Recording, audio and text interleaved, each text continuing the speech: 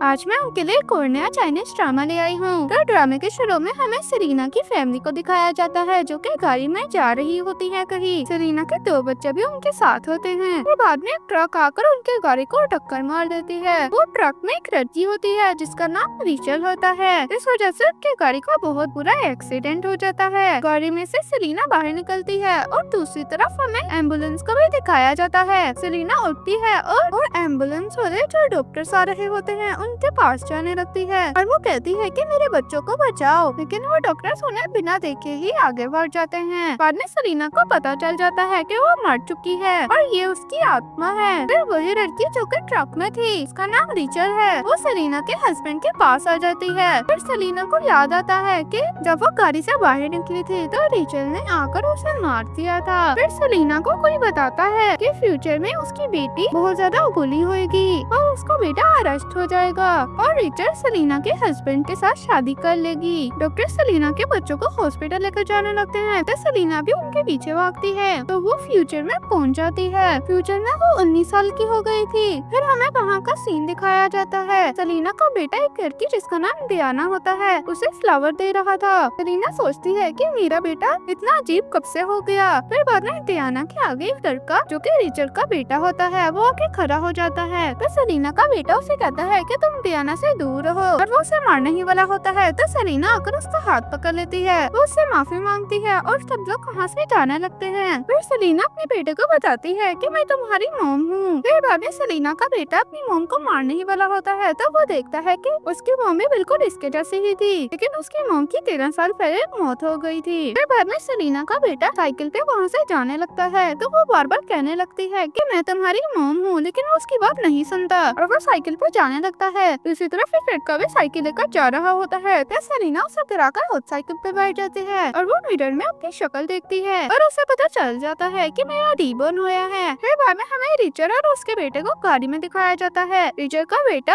अपनी मॉम से कह रहा होता है कि सेलिना का बेटा बिल्कुल नकम्मा है, वो कुछ भी नहीं पढ़ता है और उसका बेटा उसे ये भी कहता है कि मैं एक दिन आपका नाम रोशन करूंगा। फिर हमें सेलिना के बेटे को दिखाया जाता है। सेलिना भी वहाँ पर पहुँच जाती है तो सेलिना का बेटा उसे कहने लगता है कि तुम मेरा पीछा क्यों कर रही हो। फिर सेलिना अपने बेटे को बताती है कि तुम्हें शार्कोला टॉय बहुत पसंद है और तुम्हें पीनट से एलर्जी है और सेलिना कहती है कि मैं सच्ची में तुम्हारी मॉम हूँ। फिर बाद में सेलिना का बेटा भी उसकी बात मान जाता है। फिर सेलिना का बेटा सेलिना को अपने घर लेकर जाता है। जब सेलिना घर पहुँचती है तो वो अपने बेटे को थप्पड़ मार देती है और वो कहती है कि तुम इस खंडर में क्यों रह रहे हो जबकि हमारे पास इतना बड़ा घर है। सेलिना का बेटा सोचता है कि मेरी मॉम ही मेरे साथ ऐसा कर सकती है, तो सच्ची में मेरी मॉम ही है। फिर बाद में सेलिना का बेटा डियाना की वीडियो देख रहा होता है जो कि डियाना ने उसको भेजी हुई होती है। सेलिना आकर अपने बेटे का मोबाइल देखती है तो वो डियाना के पीछे अपनी चीजें पड़ी हुई देखती है और समझ जाती है कि ये सारी चीजें मेरी ही हैं। पर डियाना जिस घर में रह रही है वो भी मेरा ही है। सेलिना अपने बेटे का कान पकड़ लेती है और वो कहती है कि डियाना मेरे घर में क्यों रह रही है। फिर बाद में सेलिना का बेटा उसको बताता है कि डियाना और उसकी मॉम बहुत अच्छी है, उन्होंने मेरी बहुत केयर की। उनके पास घर नहीं था इसलिए मैंने वो घर उनको दे दिया और मैं इस घर में आके रहने लग गया। सेलिना अपने बेटे पे गुस्सा करने लगती है तो सेलिना का बेटा उससे कहता है कि डियाना मुझे पसंद करती है इसीलिए मैंने उसको वो घर दे दिया। फिर बाद में सेलिना एक कमरे में जाकर दरवाजा बंद कर लेती है और वो बुक के अंदर से कार्ड निकालती है। फिर बाद में सेलिना किसी को कॉल करती है और वो कहती है कि जो मेरा बड़ा घर है उसे सेल पे लगा दो। और फिर बाद में सेलिना सोचने लगती है पता नहीं मेरी बेटी कहाँ पर है, मुझे उसे ढूंढना ही होगा, लेकिन पहले मुझे अपने बेटे की प्रॉब्लम्स को हल करना होगा। फिर बाद में सेलिना उसी स्कूल में जाती है जहाँ पर उसका बेटा भी पढ़ता होता है। सेलिना जाकर अपने बेटे के पास बैठने ही वाली होती है तो सेलिना का बेटा उनके बैठने वाली जगह को साफ कर देता है। इसको देखकर डियाना और उसकी दोस्तें हैरान रह जाती हैं। सेलिना का बेटा अपनी मॉम से पूछता है कि अब यहाँ पर क्या कर रही है तो सेलिना उसे कहती है तुमने अपना घर और सारे पैसे डियाना को दे दिए हैं तो अब तुम्हें ज्यादा पढ़ना पड़ेगा ताकि तुम एक नया घर खरीद सको और बहुत सारे पैसे कमा सको। फिर पढ़ने सेलिना का बेटा डियाना के पास आता है और वो उससे कहता है कि मेरी एक रिलेटिव तुम्हारे घर में रहना चाहती है। तो डियाना उससे कहती है कि मैंने इस वीकेंड अपने दोस्तों को अपने घर बनाना है तो मैं तुम्हारे रिलेटिव को नहीं रख सकती हूँ। फिर बाद में सेलिना का बेटा उसके पास से जाने लगता है। फिर बाद में सेलिना को किसी की कॉल आती है। सेलिना उसको कहती है कि तुम बिल वगैरह आकर मेरे घर से ले लेना। फिर बाद में सेलिना का बेटा डियाना को कुछ पैसे सेंड कर रहा होता है। सेलिना को पता चल जाता है कि डियाना सिर्फ सेलिना के बेटे के साथ इसीलिए है क्योंकि उसको उसके पैसे चाहिए। फिर बाद में सेलिना एक आदमी के साथ उस जगह पर जाने लगती है जहाँ पर पहले उसका घर था जो क्योंकि उसके बेटे ने डियाना को दे रखा था। फिर बाद में वहाँ पर डियाना अपने दोस्तों को लेकर आ जाती है और लड़कियां उससे पूछने लगती है कि तुम यहाँ पर क्या कर रही हो। तो सेलिना उन्हें बताती है कि मैंने यहाँ पर एक घर खरीदा है। तो एक लड़की कहने लगती है कि तुम तो यहाँ पर घर अफोर्ड ही नहीं कर सकती हो।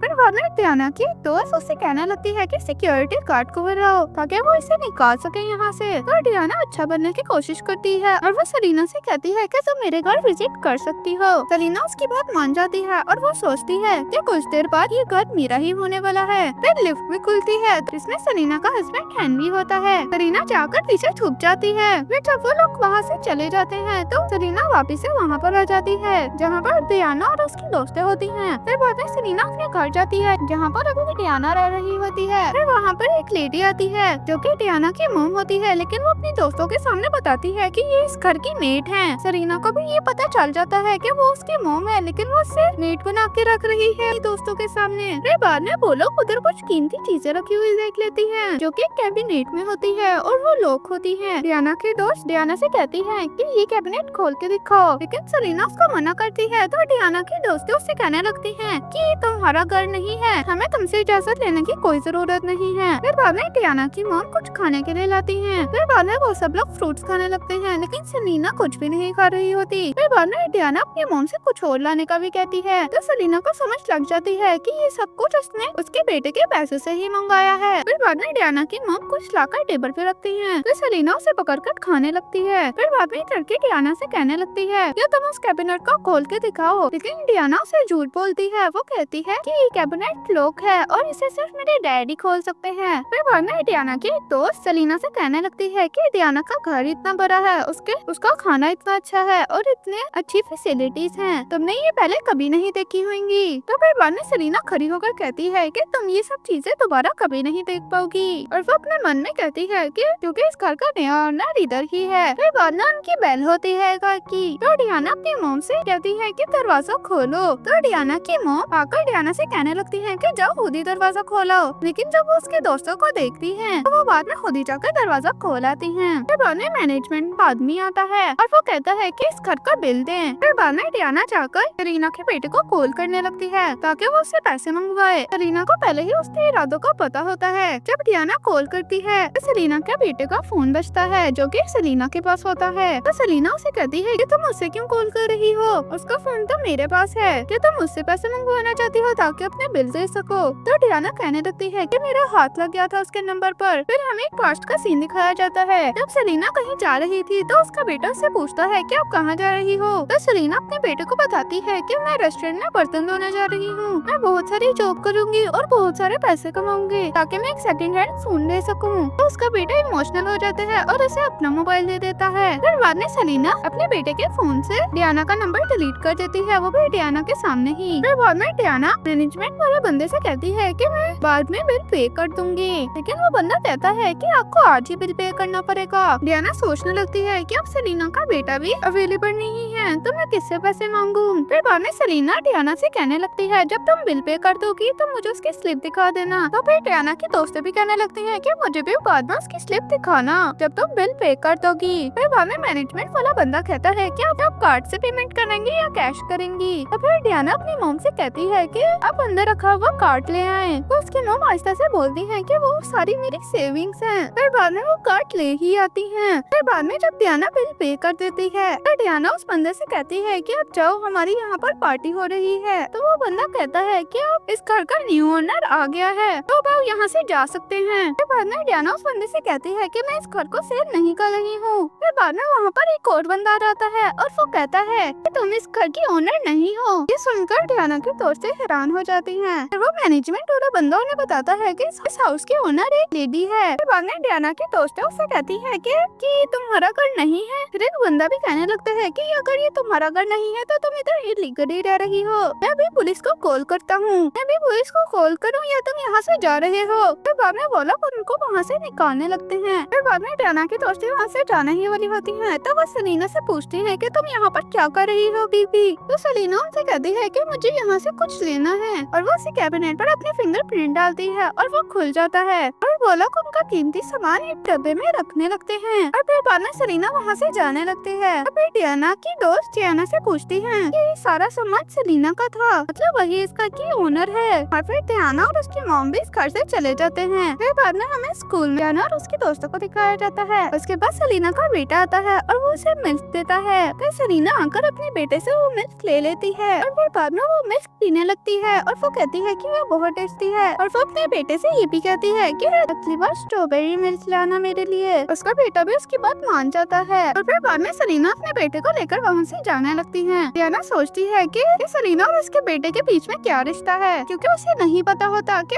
वो उसकी मॉम है। डियाना के दोस्तों को लगता है कि सेलिना बहुत ज्यादा अमीर है। फिर बाद में हमें क्लास में सेलिना और उसके बेटे को दिखाया जाता है। सेलिना अपने बेटे को बताती है कि मेरे पास एक खबर है तुम्हारे लिए, तुम उदास न होना, जो हमारा पुराना घर था वो हमें वापस मिल गया है। तो उसका बेटा उसे कहने लगता है कि अब डियाना और उसकी मॉम कहाँ रहेंगी। फिर बाद में सेलिना अपने बेटे को वैसे ही कह देती है कि अगर वो चाहे तो हमारे साथ रह सकती हैं। तो फिर बाद में सेलिना का बेटा खुश हो जाता है और वो कहने लगता है कि मैं अपने सारे पैसे डियाना को दे दूंगा। तो सेलिना सोचती है कि मेरा बेटा उसको पैसे देगा और बाद में वो इसे छोड़ देगी। फिर बाद में क्लास में डियाना और उसकी दोस्त आती हैं और वो सब बच्चों को बताती हैं कि आज सबको मिल्क मिलेगी, वो भी डियाना की तरफ से। फिर बाद में सेलिना का बेटा डियाना को कुछ पैसे सेंड करता है। डियाना जब सेलिना के बेटे के पैसे देखती है तो उसने काफी कम पैसे सेंड किए होते हैं, लेकिन मिल्क टी की पेमेंट ज्यादा होती है। तो डियाना सेलिना के बेटे को मैसेज करती है कि मुझे और पैसे चाहिए, लेकिन सेलिना का बेटा उसे बताता है कि मेरे पास और पैसे नहीं है। और फिर बाद में डियाना को अपने ही पैसों से वो मिल्क टी खरीदनी पड़ती है सबके लिए। और फिर हमें नेक्स्ट सीन में डियाना की मॉम को दिखाया जाता है जो कि चिकन खा रही होती है, लेकिन जब उसकी बेटी डियाना सेलिना के बेटे के साथ घर आती है तो वो चिकन नीचे फेंक देती है और वो लेट जाती है। और डियाना की मॉम झूठ बोलती है और वो सेलिना के बेटे को बताती है कि मेरी टांग टूट गई है, मुझे बड़े घर में रहने की आदत है। तो बाद में डियाना भी सेलिना के बेटे से कहने लगती है कि हम इतने छोटे घर में नहीं रह पा रहे हैं, इसीलिए मेरी मॉम की टांग भी टूट गई है। और फिर बाद में सेलिना का बेटा उन लोगों को बताता है कि जिस घर में आप पहले रह रहे थे वो बैंक के पास चला गया है, वो बैंक ने किसी और को बेच दिया है। ये सुनकर डियाना की मॉम खड़ी हो जाती है। और फिर बाद में सेलिना का बेटा उनसे कहता है कि आपकी तो टांग टूटी हुई थी, तो अब खड़ी कैसे हो गई। तो वो फिर से ड्रामे करके लेट जाती हैं। और फिर बाद में सेलिना का बेटा उनको बताता है कि मेरे पास पैसे भी नहीं है, अब मैं कोई काम ढूंढ लूंगा और तुम लोगों को पैसे दे दूंगा। तो डियाना की मॉम उसे कहने लगती है कि तुम तो एक स्टूडेंट हो, तुम कैसे कमाओगे, लेकिन मुझे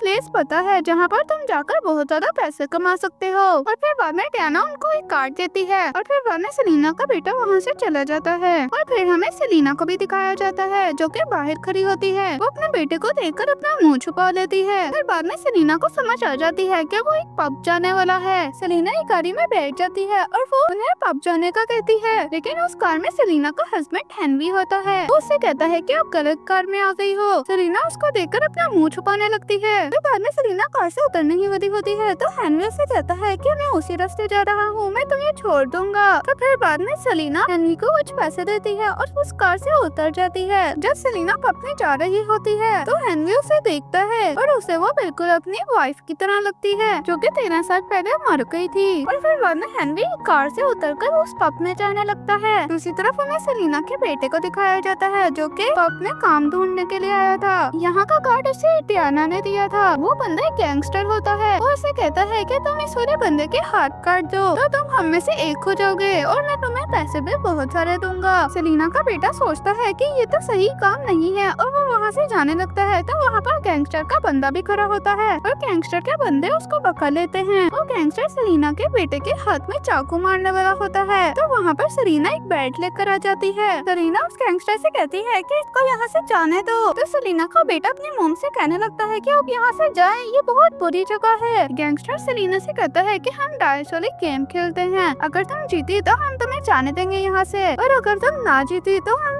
तुम्हारे बेटे की उंगलियों को काट देंगे। सेलिना गेम खेलने के लिए मान जाती है और फिर वो डाइस वाली गेम खेलने लगते हैं। जिसके ज्यादा 6 आए वो जीत जाएगा। हेनरी भी वहीं आ जाता है जहाँ पे सेलिना तो डाइस वाली गेम खेल रही होती है और उसे याद आता है कि वो अपनी वाइफ के साथ भी यही गेम खेलता था। पहले वो बंदा अपना कप उठाता है तो उसके सारे 6 आए होते हैं सिर्फ एक को छोड़कर। जब वो अपना कप उठाती है तो उसके सारे डाइस में 6 आए होते हैं और सेलिना जीत जाती है। हेनरी को भी पता चल जाता है कि ये उसकी वाइफ ही है, लेकिन उसे फिर भी ये समझ नहीं आता कि ये क्या हो रहा है, क्योंकि उसकी वाइफ तो 13 साल पहले मर गई थी। सेलिना जीत जाती है और वो उस गैंगस्टर से कहती है कि अब मैं यहाँ से जा रही हूँ। गैंगस्टर उससे कहता है कि जीत गए हो तो क्या हुआ, लेकिन फिर भी तुम लोग यहाँ से नहीं जा सकते हो। तो फिर बाद में सेलिना फोन में पुलिस सायरन लगा देती है और वो गैंगस्टर और उसके लोग डर जाते हैं। सेलिना और उसका बेटा वहाँ से भाग जाते हैं और वो लोग एक जगह जाकर छुप जाते हैं। फिर बाद में गैंगस्टर भी उसे ढूंढने के लिए बाहर चला जाता है। वो गैंगस्टर हेनरी से पूछता है कि आपने 2 लोगों को यहाँ से भागता हुआ देखा। हेनरी ना में जवाब देता है, वो उसे झूठ बोलता है और फिर वो उस जगह जाता है जहाँ पर सेलिना और उसका बेटा होता है। वो उनसे कहता है कि वो लोग चले गए हैं, तुम लोग बाहर आ सकते हो। सेलिना और उसका बेटा भी बाहर आ जाते हैं। सेलिना उसको देखकर अपने बेटे के पीछे छुप जाती है। फिर बाद में हेनरी कुछ कहने ही वाला होता है तो वो लोग वहाँ से जाने लगते हैं। फिर नेक्स्ट सीन में हमें सेलिना और उसके बेटे को घर दिखाया जाता है। सेलिना अपने बेटे को मेडिसिन लगा रही होती है। सेलिना का बेटा अपनी मॉम से पूछता है, आपको डाइस गेम इतना अच्छा खेलना आता है क्या? आपने ये खुद से सीखा क्या किसी ने आपको सिखाया है? तो सेलिना उसे बताती है कि ये किसी ने मुझे खेलना सिखाया है। तो सेलिना का बेटा अपनी मॉम से कहता है, क्या वो मेरे डैड हैं जिन्होंने आपको ये डाइस गेम खेलना सिखाया है? फिर हमें पास का सीन दिखाया जाता है जिसपे सेलिना का बेटा अपनी मॉम से पूछता है कि मेरे डैड कहाँ पर हैं? तो सेलिना कहती है कि तुम्हारे डैड एक फिशरमैन थे, उन्हें शार्क खा गई। और वो बहुत ज्यादा अपने बेटे से बहाने मारती थी पहले। फिर प्रेजेंट में सेलिना का बेटा अपनी मॉम से पूछता है कि अब तो आप मुझे बता सकती हैं क्योंकि अब मैं बड़ा हो गया हूँ। तो सेलिना उसे कहती है कि तुम्हारे डैड बहुत ज्यादा बुरे इंसान हैं। तो फिर बाद में सेलिना अपने बेटे से पूछती है कि तुम उस पब में क्यों गए थे? क्या तुम डियाना की वजह से वहाँ गए थे? तो उसका बेटा उसे कहता है कि नहीं, डियाना की मॉम को मेडिसिन चाहिए थी, इसीलिए मुझे पैसे चाहिए थे थोड़े से, लेकिन मेरे पास पैसे ही नहीं है। तो सेलिना उसे कहती है कि मैं कल तुम्हारे साथ जाऊंगी। फिर नेक्स्ट डे हमें सेलिना और उसके बेटे को दिखाया जाता है जो कि एक फार्मेसी में जाते हैं जहाँ से उन्होंने मेडिसिन खरीदनी होती है, वो भी डियाना की मॉम के लिए। सेलिना वो दवाई पकड़ लेती है और वो उस नर्स से पूछती है कि ये दवाई किस चीज की है। तो वो नर्स उससे बताती है कि ये बोन कैंसर की दवाई है। वो नर्स उससे झूठ बोलती है और वो कहती है कि ये दवाई 30,000 की है, लेकिन तुम लोग स्टूडेंट हो इसीलिए मैं तुम्हें ये दवाई 5,000 में दे दूंगी। सेलिना उस नर्स से पूछती है कि ये सच्ची में बोन कैंसर की दवाई है और फिर बाद में सेलिना उसे पेमेंट सेंड कर देती है, वो भी 5,000। और फिर बाद में नर्स किसी को कहती है कि काम हो गया है और दूसरी औरत को भी पता चल जाता है। सेलिना भी स्टोरेज में किसी को हाथ देख लेती है और वो पुलिस को कॉल कर देती है कि यहाँ पे कोई प्रॉब्लम हो गई है और फिर पुलिस वहाँ पर आ जाती है। सेलिना पुलिस वालों को बताती है कि ये नर्स कह रही है कि ये बोन कैंसर की दवाई है, लेकिन ये तो सिर्फ विटामिन हैं। इन्होंने मुझे 5,000 के विटामिन भेजे हैं, ये तो बिल्कुल इलीगल है। फिर वरना सेलिना का बेटा भी उसे फ्रॉड कहता है और वो कहता है कि तुम डियाना की मॉम को गलत दवाई दे रही थी। तो फिर बाद में सेलिना अपने बेटे को बताती है कि डियाना की मॉम हमारे साथ स्कैम कर रही है। और फिर बाद में सेलिना पुलिस वालों को कहती है कि स्टोरेज रूम में कोई है, वो इस नर्स की पार्टनर है। वो लोग पुलिस वाले स्टोरेज रूम में देखते हैं तो वहाँ पर डियाना की मॉम होती है और फिर बाद में पुलिस वाले नर्स और डियाना की मॉम को पकड़ लेते हैं। वो नर्स पुलिस वालों से कहने लगती है कि ये सब कुछ काम मुझे डियाना की मॉम ने ही करने के लिए कहा था। फिर बाद में पुलिस वाले उसको लेकर जाने लगते हैं तो वहाँ पर डियाना भी आ जाती है। पुलिस वाले उसके मॉम और नर्स को ले जाते हैं यहाँ से। फिर बाद में डियाना सेलिना के बेटे के पास आती है और वो उससे कहती है कि मेरी मॉम ने लाइन क्रॉस कर दी और वो रोने लगती है, मतलब वो ड्रामे कर रही होती है। डियाना सेलिना के बेटे से कहती है कि पुलिस मेरी मॉम को गिरफ्तार कर गए हैं, क्या तुम? मैं बहुत ज्यादा दुखी हूँ। सेलिना का बेटा उससे कहता है कि तुम रो मत। तो फिर बाद में सेलिना डियाना से कहने लगती है कि तुम्हारी मॉम ने मेरे बेटे के साथ बहुत दफा फ्रॉड किया है, उसे जेल तो जाना ही चाहिए। फिर डियाना सेलिना के बेटे से कहती है कि तुम प्लीज मेरी मदद करो। तो सेलिना उससे कहने लगती है कि मैंने उस दवाई के पैसे दिए हैं, इस वजह से उनको जेल तो जाना ही पड़ेगा। फिर डियाना सेलिना के बेटे को साइड पे करके कहती है कि तुम पैसे क्यों नहीं कमा रहे हो, उसने तुम्हारे पैसे क्यों दिए हैं? तो सेलिना का बेटा उसे बताता है कि जो कार्ड तुमने मुझे दिया था वहाँ पर काम करना बहुत ज्यादा रिस्की है। डियाना सेलिना के बेटे से कहती है कि सेलिना बहुत ज्यादा अमीर है तो तुम उससे पैसे ले सकते हो, वो तुम्हारे साथ ही रहती है हर वक्त, तो तुम उससे पैसे मांग सकते हो, फिर बाद में तुम वो पैसे मुझे दे देना। तो सेलिना का बेटा डियाना से कहता है कि मैं सेलिना से पैसे नहीं मांग सकता हूँ। तो फिर बाद में सेलिना अपने बेटे से कहती है कि ये तुमसे क्या कह रही है। उसका बेटा उसे कहता है कि वो कुछ नहीं कह रही है और वो उसके साथ यहाँ से जाने लगता है। फिर हमें घर में सेलिना के बेटे को दिखाया जाता है, वो सोच रहा होता है कि मैं पैसे कैसे कमाऊं ताकि मैं डियाना की मदद कर पाऊँ। सेलिना अपने बेटे से कहती है अगर तुम्हें पैसों की जरूरत है तो मैं तुम्हें दे सकती हूँ अगर तुम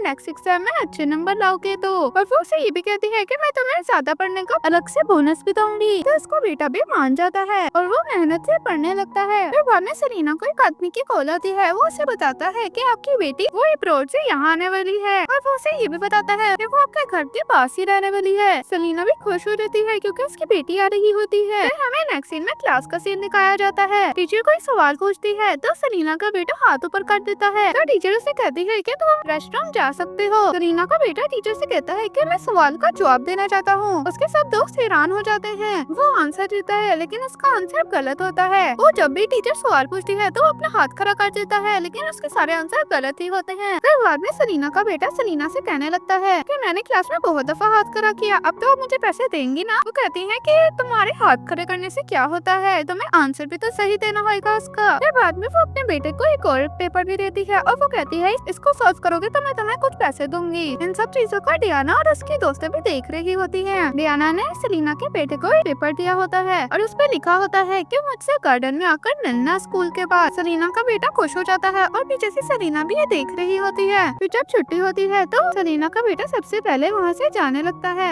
उसका रास्ता रोकती है। फिर बाद में वो उसे एक स्कार्फ देती है जो कि उसे डियाना ने दिया होता है। सेलिना का बेटा वो स्कार्फ पहन लेता है जो उसे डियाना ने दिया होता है और फिर वो गार्डन जाने लगता है। सेलिना का बेटा वहाँ पर फ्लावर लेकर जाता है तो देखता है कि डियाना टीचर के बेटे से कह रही होती है कि मैं तुम्हें पसंद करती हूँ। ये सुनकर सेलिना का बेटा अपने फ्लावर नीचे गिरा देता है जो वो डियाना के लिए लाया था। तो फिर बाद में टीचर का बेटा डियाना से कहने लगता है कि तुम तो सेलिना के बेटे के साथ रहना चाहती थी। तो फिर बाद में डियाना की दोस्तें कहती हैं कि सेलिना का बेटा तो ट्रैश है, वो तो बहुत ज्यादा बेवकूफ है। और डियाना भी कहती है कि वो बहुत ज्यादा अनोइंग है और मुझे वो बिल्कुल नहीं पसंद है। और फिर बाद में सेलिना का बेटा वो स्कार्फ उसे देने लगता है। वो कहता है कि ये तुमने मुझे दिया था, अब मैं ये तुम्हें वापस कर रहा हूँ। तो डियाना से कहने लगती है कि मैंने ये स्कार्फ कभी तुम्हारे लिए बनाया ही नहीं, ये तो बहुत सस्ता स्कार्फ है। सेलिना का बेटा उससे कहता है कि अब हम बिल्कुल अजनबी है और वो वहाँ से चला जाता है। फिर नेक्स्ट सीन में सेलिना का बेटा दुखी होते हुए अपनी मॉम के पास जाता है और वो उन्हें कहता है कि मैं कितना बेवकूफ हूँ। फिर बाद में उसकी तरफ ये बारिश होने लगती है क्योंकि वो बहुत ज्यादा सैड होता है। वो अपनी मॉम से रोते हुए कहने लगता है कि मेरे साथ ही ये क्यों हुआ, डियाना ने मेरे साथ ऐसा क्यों किया। और वो डियाना का दिया हुआ स्कार्फ अपने मुंह पे लगाता है तो स्कार्फ का सारा रंग उसके मुंह के ऊपर लग जाता है। जब उसे ये पता चलता है तो वो कहता है कि मैंने डियाना को इतने पैसे दिए लेकिन उसने मुझे इतना घटिया सा स्कार्फ ही दिया जिसका रंग भी उतरता है। फिर बाद में सेलिना का बेटा वो स्कार्फ डस्टबिन में फेंकने जाता है तो एक औरत कहती है कि ये स्कार्फ मुझे दे दो, लेकिन जब वो उसका चेहरा देखती है तो वो मना कर देती है। लेकिन सेलिना के बेटे को पता चल जाता है कि ये वही नर्स है जिसने मेरे साथ फ्रॉड किया था। जब सेलिना का बेटा उस नर्स को देखता है तो वो अपनी मॉम को बुलाने लगता है तो वो नर्स उससे कहने लगती है कि तुम्हारी मॉम मर चुकी है। फिर बाद में सेलिना वहाँ पर आ जाती है उसके पास। वो बहुत स्कैरी बनकर कहती है कि तुमने मेरे बेटे को बहुत ज्यादा तंग किया है। तो वो नर्स डर जाती है और वो बताती है कि मैंने तुम्हारे बेटे को तंग नहीं किया है बल्कि डियाना की मॉम ने किया है। उन्होंने तुम्हारे बेटे को फंसाया और बाद में वो तुम्हारे घर भी रहने लगे। सेलिना का बेटा कहने लगता है कि मैं कितना स्टूपिड था, मुझे पहले ये बात क्यों नहीं समझ आई कि वो मेरे साथ ऐसे कर रहे हैं। बाद में सेलिना एक वॉइस रिकॉर्डर निकालती है, उसने उसकी सारी वॉइस सेव कर रही होती है। फिर बाद में सेलिना का बेटा अपनी मॉम से कहता है कि मैं कितना बेवकूफ हूँ, मैं डियाना को पसंद करने लग गया लेकिन वो मेरे साथ इसीलिए थी क्योंकि उसको मेरे पैसे चाहिए थे। फिर बाद में सेलिना उसे कहती है कि हम बहुत ज्यादा रिच हैं। ये सुनकर सेलिना का बेटा काफी ज्यादा हैरान होता है। सेलिना उसे कहती है कि अब हम अपने बड़े बड़े घर में जाएंगे और वहीं पर रहेंगे। फिर बाद में सेलिना अपने बेटे के साथ उसी बड़े बड़े घर में जाती है। फिर बाद में वो दोनों एक कमरे में जाते हैं तो सेलिना का बेटा उसे पूछता है कि ये कमरा किसका है। तो सेलिना से बता ही देती है कि ये तुम्हारी बहन का कमरा है और वो उसे ये भी बताती है कि जब तुम छोटे थे तो तुम तुम्हारी बहन से अलग हो गए थे। और वो अपने बेटे को ये भी बताती है कि मेरी बेटी अब्रॉड से वापस आने वाली है। फिर बाद में हमें हेनरी के घर का सीन दिखाया जाता है। हेनरी के पास उसका सेक्रेटरी आता है और वो उसे कहता है कि हमारे नेबर में न्यू लोग आए हैं, हमने उनके लिए गिफ्ट तैयार कर लिए हैं। फिर हेनरी वहाँ से चला जाता है। हेनरी अपने न्यू नेबर्स के घर का दरवाजा खटखटाता है तो वहाँ से सेलिना निकलती है। जब वो हेनरी को देती है तो वो फौरन से मुंह पे दरवाजा बंद कर देती है। उसका सेक्रेटरी गिफ्ट बाहर ही रख देता है तो सेलिना फौरन से दरवाजा खोलकर वो गिफ्ट अंदर रख देती है। फिर बाद में हेनरी अपने घर जाता है तो रिचर्ड की मॉम उसे कहने लगती है कि तुम्हारी बेटी एमी तुम्हें बिल्कुल पसंद नहीं करती है, वो तुमसे तब से नफरत करती है जब से उसकी मॉम मर गई थी। फिर रिचर्ड हेनरी के सामने अच्छा बनने की कोशिश करती है और वो कहती है कि वो सिर्फ एक एक्सीडेंट था। तो रिचर्ड की मॉम हेनरी से कहती है कि रिचर्ड ही थी जिसने तुम्हें एक्सीडेंट से बचाया था, वो भी खुद की जान को खतरे में डालकर। लेकिन हेनरी वहाँ से चला जाता है। फिर बाद में रिचर्ड सोचती है कि ये इतना अकड़ा हुआ क्यों रहता है, शायद इसकी याददाश्त वापस न आ रही हो। फिर नेक्स्ट सीन में हमें सेलिना को दिखाया जाता है जो कि अपने बेटे का हेयर कट कर रही होती है और उसके बहुत अच्छे बाल बाल भी काट देती है। फिर नेक्स्ट सीन में हमें स्कूल का सीन दिखाया जाता है। डियाना की दोस्तें बात कर रही होती हैं कि आज एक नया स्टूडेंट आ रहा है। फिर बाद में वहाँ पर सरीना के बेटे की एंट्री होती है। डियाना की दोस्तें उसको देखकर पागल हो रही होती हैं। सबको लग रहा होता है कि वही नया स्टूडेंट है, वो भी उसके हेयर कट की वजह से। जब वो अपनी सीट पर आकर बैठता है तो एक लड़का उससे कहने लगता है कि ये मेरे दोस्त की सीट है, तुम यहाँ ना बैठो। फिर बाद में उस लड़के को कहता है कि तुम्हें क्या हो गया है, कि मैंने सिर्फ अपना हेयर स्टाइल चेंज किया है, तुम मुझे पहचान ही नहीं रहे हो। तो उसे समझ आ जाती है कि वो उसका दोस्त ही है। फिर बाद में रिचर्ड के बच्चों के साथ एमी आती है जो कि सलीना की बेटी भी है। फिर बाद में सलीना का बेटा अपनी मॉम से कहने लगता है कि उस नई लड़की की आंखें बिल्कुल आपसे मिल रही हैं। तो सलीना अपने बेटे से कहने लगती है कि तुम अपनी सीट उसको दे सकते हो। तो उसका बेटा कहने लगता है कि मुझे लगा था कि मैं आपका फेवरेट किड हूँ। तो सलीना से कहती है कि अब से नहीं, अब से तुम मेरे फेवरेट नहीं हो। फिर बाद में डियाना रिचर्ड की बेटी को अपने साथ बैठा लेती है, लेकिन वो एमी को अपने साथ नहीं बैठाती और उसे फैट कहने लगती है। उनकी बातें सुनकर सलीना को बहुत ज्यादा गुस्सा आता है। तो सलीना का बेटा उसे कहने लगता है कि आप गुस्सा मत हो, मैं अपनी सीट उसको दे देता हूँ। और वो आगे जाकर बैठ जाता है। फिर एमी कोई जगह फाइंड करने लगती है जहाँ पर वो बैठ सके, लेकिन डियाना के दोस्त उसका रास्ता रोक लेती है और वो लोग उसे कहने लगते हैं कि तुम इतनी मोटी हो, यहाँ से गुजर ही नहीं सकती हो। इस वजह से सलीना का बेटा गुस्से से उठता है और वो कहता है कि वो फैट है तो तुम्हें क्या मसला है उससे। फिर बाद में सलीना का बेटा अपनी मॉम से कहता है कि आप बस मुझे इजाजत दे दें। उसकी मॉम भी उसे इजाजत दे देती है। फिर बाद में सलीना का बेटा जाकर वो टेबल ही उल्टा देता है जो कि डियाना के दोस्तों ने एमी का रास्ता रोकने के लिए रखी थी। और फिर बाद में डियाना के दोस्त को कहता है कि तुम खुद इतनी अगली हो तो तुम किसी को कैसे जज कर सकती हो, अगर एमी अपना वेट लूज कर ले तो वो तुमसे ज्यादा खूबसूरत लगेगी।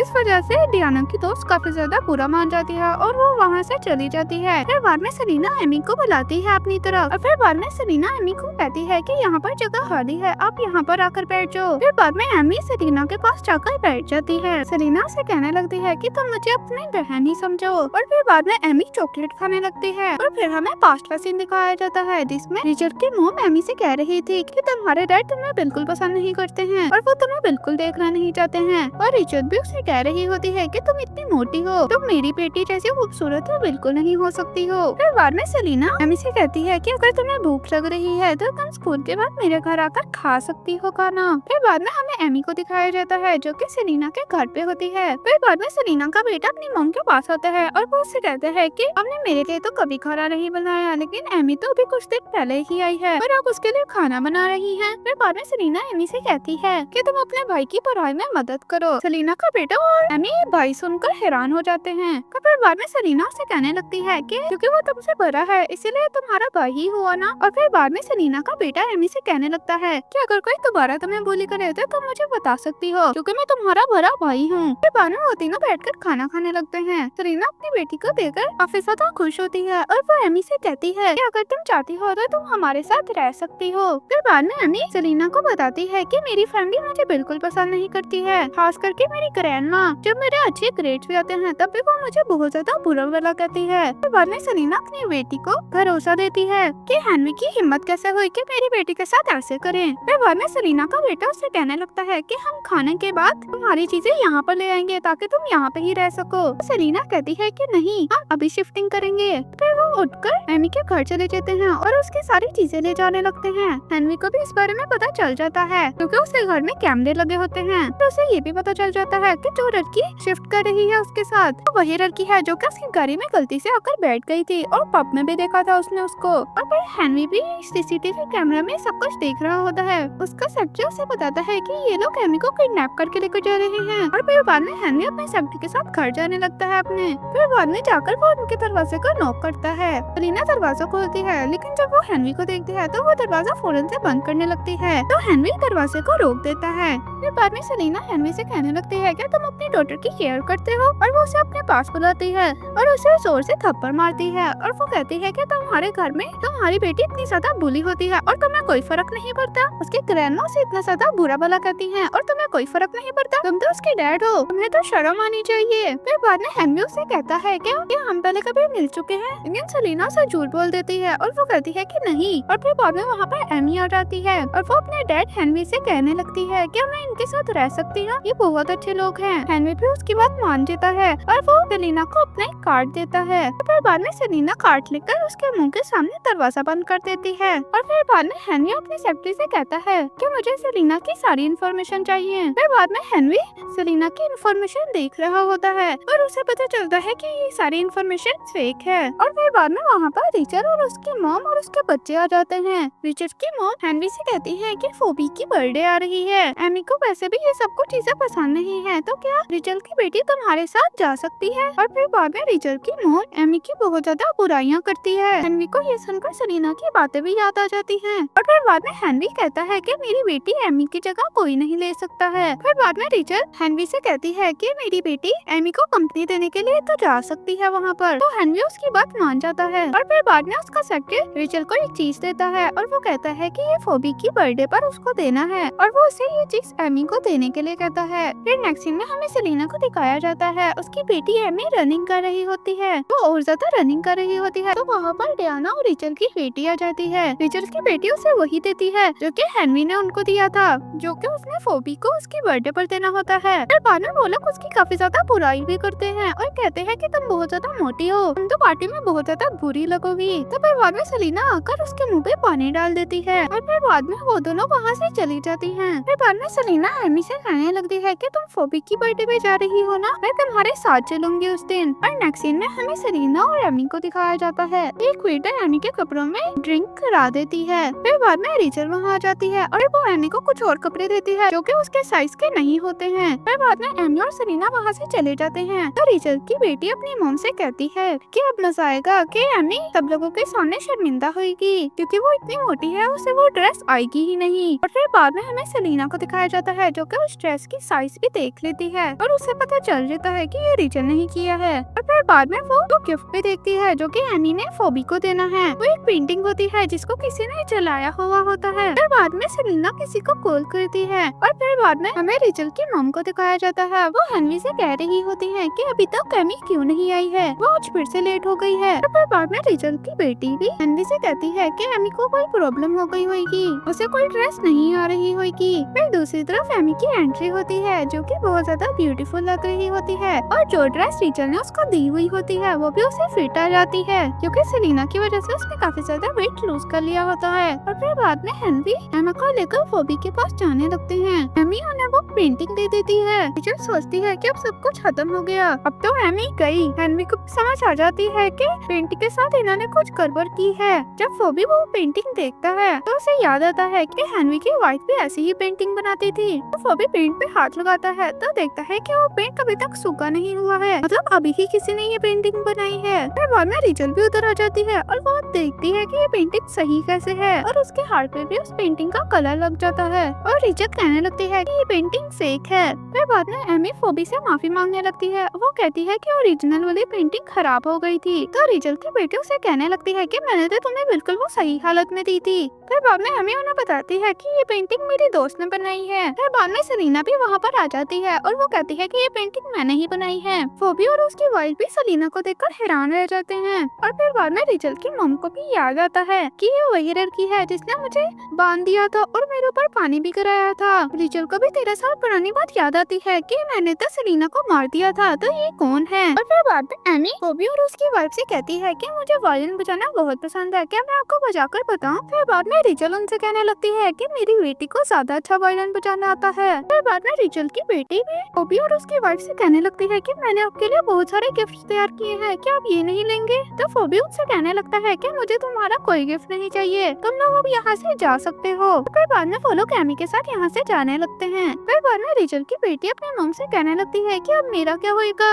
तो फिर बाद में रिचर्ड हेनरी से कहने लगती है, तो हेनरी उससे कहता है कि अब हम घर पे ही बात करेंगे। फिर हमें घर का सीन दिखाया जाता है, वहाँ पर रिचर्ड की सारी फैमिली थी। सब लोग एमी के बारे में बहुत ज्यादा बुराइयां कर रहे थे। तो वहाँ से एमी गुजरती है तो वो सब लोग उसे बहुत ज्यादा बुरा भला कहते हैं। और फिर बाद में रिचर्ड की बेटी उठकर कहती है कि तुम्हें तो मर जाना चाहिए। और फिर बाद में रिचर्ड की मॉम एमी से कहती है कि तुम हमारी कोई बात का जवाब क्यों नहीं दे रही हो। और वो फिर उसके पास जाकर उसे थप्पड़ मारती हैं तो उसके सारे बाल गिर जाते हैं। वो एमी नहीं होती, वो हेनरी का सेक्रेटरी होता है, जिसको देखकर वो सब लोग लोग हैरान हो जाते हैं। और फिर बाद में वहाँ पर हेनरी आता है और वो रिचल की मॉम को थप्पड़ मारता है। और फिर बाद में वो वीडियो भी दिखाता है जिसमें रिचल की बेटी वो पेंटिंग जला रही थी जो कि हेनरी ने ही उसको दी थी। और बाद में हेनरी उन्हें बताता है कि तुम एमी को बहुत ज्यादा बुली करते थे और उसकी बहुत ज्यादा इंसल्ट भी करते हो। तुम्हारी बेटी ने जो पेंटिंग जलाई है उसकी कॉस्ट 30 मिलियन थी। अब तुम्हारी बेटी 30 साल जेल में ही गुजारेगी। और फिर बाद में वहाँ पर पुलिस आ जाती है और फिर बाद में हेनरी रिचल का बड़ा पकड़ लेता है। तो रिचल उसे कहने लगती है कि मैंने 13 साल पहले तुम्हें बचाया था।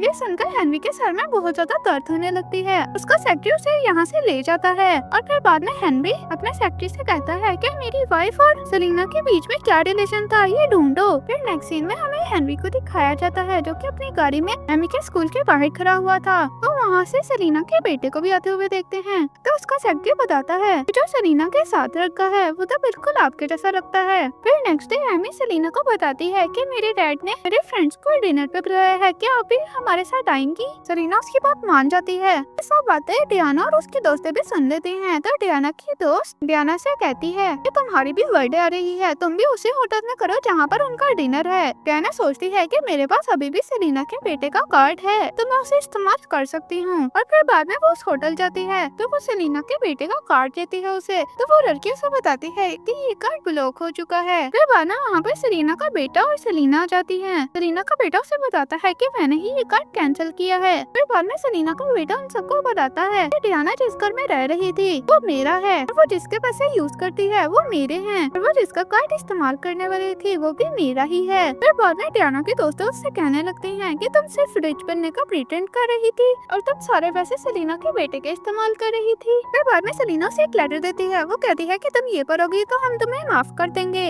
जब वो ये लेटर पढ़ती है तो उसके दोस्त भी उसका मजाक उड़ाने लगते हैं। फिर बाद में डियाना वो लेटर फाड़ देती है और रोते हुए वहाँ से चली जाती है। फिर बाद में सेलिना और उसका बेटा और एमी हेनरी के साथ बैठकर डिनर कर रहे होते हैं और फिर बाद में वो तीनों वहाँ से चले जाते हैं। और फिर नेक्स्ट सीन में हमें हेनरी को दिखाया जाता है। उसका सेक्रेटरी उसे एक रिपोर्ट लाकर दिखाता है और उसे पता चल जाता है कि सेलिना का बेटा और एमी उसके और सेलिना के बच्चे हैं। और फिर बाद में वो उस रिपोर्ट को जला देता है। और फिर नेक्स्ट सीन में हमें एमी को दिखाया जाता है जो कि वायलिन बजा रही होती है। उसका वायलिन बजाना सबको बहुत अच्छा लगता है। फिर दूसरी तरफ हमें रिचल को भी दिखाया जाता है। वो एक रस्सी काटने लगती है और फिर बाद में सेलिना रिचल को भी देख लेती है रस्सी काटते हुए। और फिर बाद में एक लाइट गिरने लगती है तो हेनरी आकर अपनी बेटी एमी को बचा लेता है। और फिर बाद में रिचल को एक रोड भी लग जाती है। हेनरी को भी थोड़ी सी चोटें आई होती हैं। फिर बाद में वो लोग हेनरी को लेकर हॉस्पिटल जाने लगते हैं। पीछे से रिचल भी आवाजें दे रही होती है कि मेरी मदद करो। और फिर बाद में हेनरी को याद आता है कि रिचल ही थी जिसने हमारी गाड़ी का एक्सीडेंट किया था और उसकी वाइफ सेलिना को मारा भी था।